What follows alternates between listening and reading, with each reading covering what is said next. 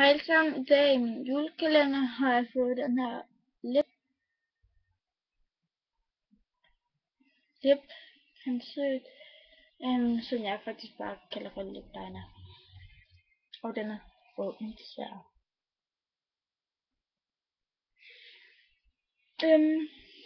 Kender I de folk, som siger, Michelle, hun tror altså, at det stammer her midt i vinteren, eller her starten i vinteren, og det er sådan her.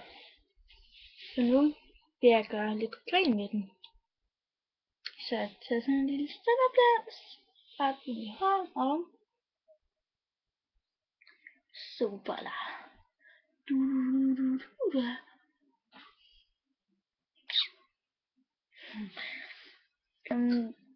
Ja.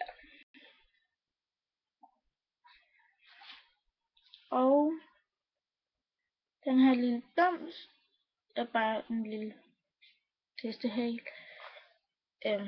Her. Bare sådan lidt af det. Da jeg gik i 3. eller sådan noget, der havde jeg en hestehale her. Men den ramte ned over hovedet, og så så jeg sådan her. Ja. Det var egentlig bare det. En meget hurtig video, men det er trods alt en video. Så jeg har bare været glad. Så hej hej.